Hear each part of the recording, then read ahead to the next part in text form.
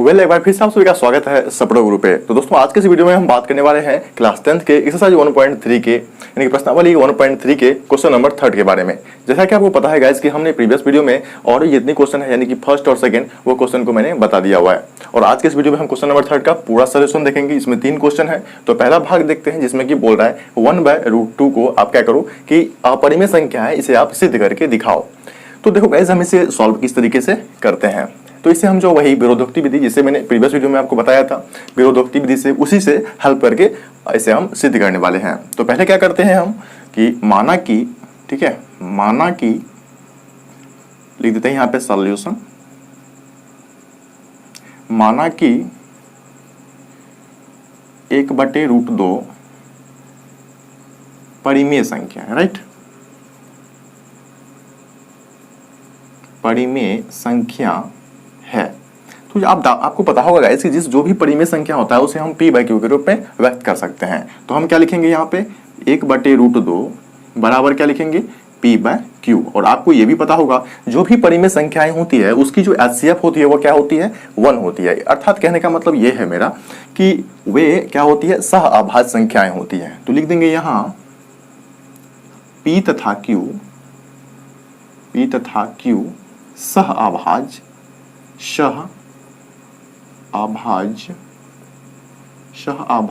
संख्या है, ठीक है। या पूर्णांक है, आप कुछ भी लिख सकते हो, सह अभाज्य संख्या है। और q = नॉट 0 है होगा, ठीक है ना। ऐसा हमें इसलिए लिखना पड़ता है कि गाइस अगर आप किसी भी परिमेय संख्या को आप लिखते हो तो वो परिमेय संख्या का आप HCF कैलकुलेट करते हो तो गाइस वो मिनिमम आपको 1 जो है वो निकलेगा ही, ठीक है ना। और वे सह अभाज्य संख्या जो है वो होती ही होती है। अगर आप Q की जगह पे 0 दे देते हो तो गाइस आप जो है इससे आगे स्टेप आप नहीं बढ़ा पाओगे। यानी कि अगर हम p/0 लिख देंगे तो इसका जो है वो अनंत मान निकल जाएगा और इस कारण से हम इसको आगे जो है वो नहीं बढ़ा सकते, अर्थात हम इसे सिद्ध नहीं कर सकते। इसलिए हम क्या लिखना पड़ता है कि q = नॉट 0। आपको पता ही होगा कि अब जो भी नंबर के नीचे में 0 आता है तो उसका मान जो है वो अनंत हो जाता है। तो अब हम आगे देखते हैं, आगे क्या करते हैं हम इसे पलट देते हैं, ठीक है। तो हम क्या देखो कोई भी काम करते हैं गाइस तो उसे हम LHS और RHS दोनों साइड करते हैं। तो अगर हम इसे पलट रहे हैं तो इसका मतलब कि हमें इसे भी पलटना होगा तो हमें इसे भी पलटना होगा, ठीक है। तो अब क्या करते हैं पलटने पर, ठीक है ना, पलटने पर मैंने यहाँ पे लिख दिया, थोड़ा सा सही से लिख देता हूँ, ठीक है ना, पलटने पर, राइट। तो अब हम क्या लिखते हैं यहाँ पे कि √2 को ऊपर में लिखते हैं और 1 को नीचे में लिखते हैं और बराबर में q को ऊपर में लिखते हैं और p को नीचे में लिखते हैं, राइट। तो अगर हम किसी भी q/p है तो इसका मतलब ये क्या है एक परिमेय संख्या, राइट। और √2 क्या है एक अपरिमेय संख्या है। तो हमें यहाँ पे लिखना पड़ेगा कि यहाँ p/q परिमेय संख्या, और यहाँ पे जैसे कि q/p आया है तो मैं यहाँ पे लिख देता हूँ q/p, ठीक है ना। तो q/p परिमेय संख्या है, ठीक है। जो भी नंबर p/q के रूप में या q/p के रूप में है तो इसका मतलब वो क्या है परिमेय संख्या है। देखो गाइस अगर आप 4/3 लिखते हो तो ये क्या है एक परिमेय संख्या है, बिकॉज आप इसे क्या कर सकते हो कि p/q के रूप में व्यक्त किए हो, ठीक है। और इसे आप ऐसे भी लिख सकते हो 3/4 और ये भी क्या होगा एक परिमेय ही संख्या होगा। ये भी एक परिमेय संख्या और ये भी एक परिमेय संख्या। कहने का मतलब मेरा यही है कि अगर p/q परिमेय संख्या है तो q/p भी क्या होगा परिमेय संख्या होगा, ठीक है। तो मैंने बस उसी चीज को यहाँ पे इंप्लीमेंट किया हुआ है। तो यहाँ पे मैंने क्या लिखा कि यहाँ q/p क्या है परिमेय संख्या है तथा हम जानते हैं, यहाँ पे लिखते हैं हम जानते हैं यहाँ पे q/p जो है वह परिमेय संख्या है और हम जानते हैं, ठीक है ना, पहले देते हैं और तो भाषा सही से लगेगा। और हम जानते हैं कि √2 एक अपरिमेय संख्या है, राइट, अपरिमेय संख्या है, मैंने यहाँ पे लिख दिया। तो अर्थात कहने का मतलब ये हुआ तब अर्थात तो √2 नॉट = q/p, यानी कि ये दोनों क्या हुआ, यानी कि हम जो माने हैं इसको कि ये एक परिमेय संख्या है तो यानी कि हमने जो माना यहाँ पे कि 1/√2 जो है वह एक परिमेय संख्या है, तो यहाँ पे क्या वो साबित हो रहा है कि √2 जो है वह एक क्या है रूट 2 तो अपरिमेय संख्या है और ये जो है आपका परिमेय संख्या हो गया।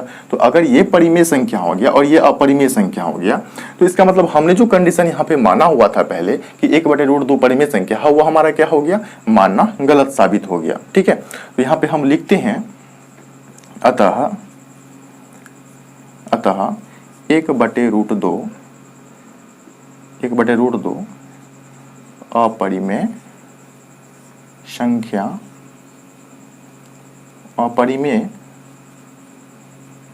संख्या सिद्ध हुआ। ठीक है, तो यही चीज हमें जो है वो इम्प्लीमेंट करना था, सिद्ध करना था, तो हमने इसे जो है वो कंप्लीट कर लिया। राइट, तो अब हम नेक्स्ट क्वेश्चन देखते हैं। आई होप कि ये क्वेश्चन आपको समझ में आ गया होगा। अगर कहीं पे दिक्कत होती है आप हमें कमेंट में जरूर बताना दे।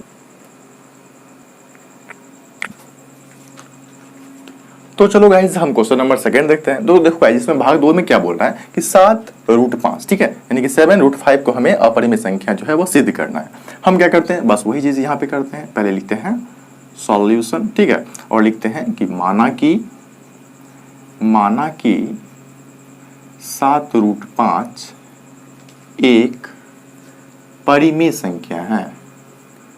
क्या है गाइज, परिमेय संख्या हमने माना, क्योंकि विरोधोक्ति विधि से बना रहे हैं इसी कारण से परिमेय संख्या है।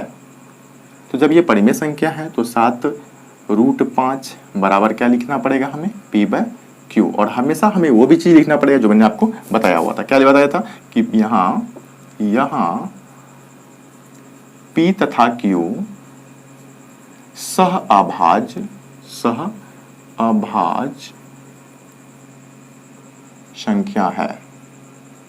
संख्या है तथा Q = नोट 0। ठीक है, यहाँ पे हमें इतना चीज जो है वो लिखना पड़ता है। या फिर आप यहाँ पे ये भी लिख सकते हो कि HCF P तथा Q का HCF जो होगा वह 1 होगा, आप ये भी लिख सकते हो। ठीक है, या फिर सह अभाज्य संख्या, दोनों बात कहने का यही होगा मेरा।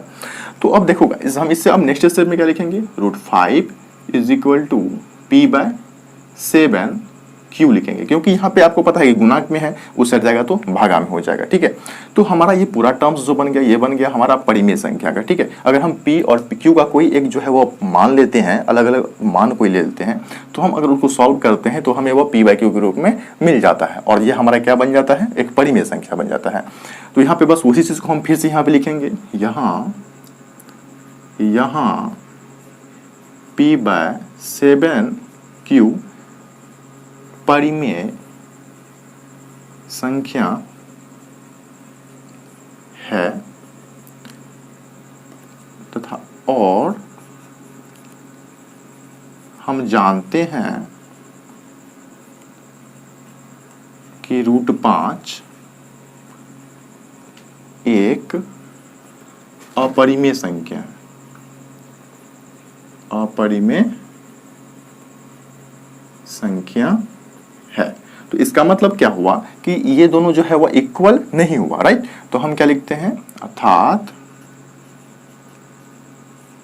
√5 नॉट = P/7 Q। राइट, यानी कि ये हमारा अगर परिमेय संख्या हो गया ये टर्म्स, तो ये हमारा तो अपरिमेय हो गया, इसलिए मैंने क्या लिखा, नॉट = ठीक है, यानी कि ये सेटिस्फाइड जो है वो नहीं करता है, बिल्कुल इसमें संतुष्ट जो है वो नहीं कर रहा है। ठीक है, विरोधाभास उत्पन्न हो रहा है। तो अतः लिख देते हैं, अतः √5 यहाँ पे लिख देते हैं 7 + √5 एक अपरिमेय संख्या सिद्ध हुआ। ठीक है ना, सिद्ध हुआ। हमें यही चीज प्रूव करना था, हमने प्रूव कर दिया। आई होप कि ये क्वेश्चन आपको समझ में आया होगा। बिल्कुल भारी नहीं है, ज्यादा डिफिकल्ट भी नहीं है, बस हमें कुछ टर्म्स जो है वो समझना होता है। पहला सह अभाज्य संख्या क्या होता है, जिन दो संख्याओं का मौसा हमें या फिर कॉमन के रूप में हमें 1 प्राप्त होता है, उसे हम कहते हैं सह अभाज्य संख्या। और हमें Q की इक्वल में नीचे में 0 नहीं रखना है, अगर नीचे में रखते हैं 0 तो हमें वो पूरा टर्म जो है वो अनंत में मिल जाता है, इसीलिए मैंने इसमें लिखा हुआ, तो इसमें आपको समझ में आया होगा। ठीक है, और परिमेय संख्या जिस संख्या को आप P/Q के रूप में व्यक्त कर सकते हो, बस यही चीजें थी इसमें। अब क्वेश्चन नंबर 3 देखते हैं। ठीक है, तो इस क्वेश्चन को भी हम उसी प्रकार से सॉल्यूशन करेंगे। ठीक है, इसमें लिखते हैं पहले क्या, सॉल्यूशन। ठीक है ना, भाग 3 है ये, तो सॉल्यूशन लिखते हैं। और हम क्या करते हैं कि यहाँ जो 6 + √2 लिखा हुआ है, लिखते हैं यहाँ पे माना कि, ठीक है, माना कि 6 + √2 क्या है, 6 + √2 परिमेय संख्या है, राइट, परिमेय संख्या है, ठीक है। माना कि 6 + √2 परिमेय संख्या है। तो जब ये परिमेय संख्या है तो इसे आप क्या लिख सकते हो, p/q के रूप में। तो मैं लिखता हूँ 6 + √2 बराबर p/q। और हमें क्या लिखना पड़ता है, यहाँ p तथा q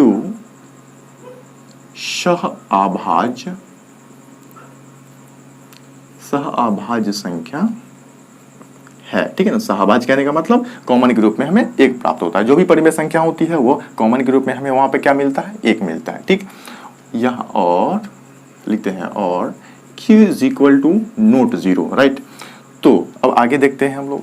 तो अगर आप 6 + √2 बराबर p/q लिखते हैं तो लिखना पड़ेगा आपको √2 बराबर p/q, और ये 6 अगर उस साइड चले जाएगा तो माइनस में हो जाएगा, -6, कुछ नहीं है नीचे में तो 1 है, राइट। फिर ये हमारा जो पूरा टर्म्स हो जाता है वो क्या हो जाता है, एक परिमेय संख्या, ठीक है। आप सॉल्यूशन करोगे इसको तो वो एक परिमेय संख्या के रूप में आपको मिल जाता है। तो फिर यहाँ आप लिखते हैं क्या, यहाँ p/q -6/1 एक परिमेय संख्या है, और हम जानते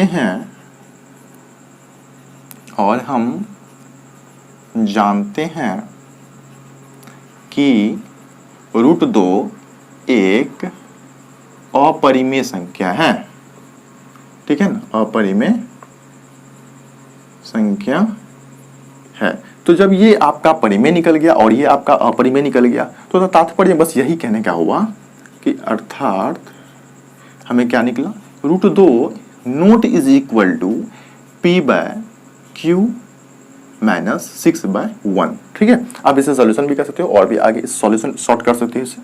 तो मैं यहाँ तक लिखा, ठीक है। तो आप इसे शॉर्ट भी कर सकते हो। तो यानी कि हमारा जो निकला ये 6 + √2, तो लिख देते हैं अतः 6 + √2 अपरिमेय संख्या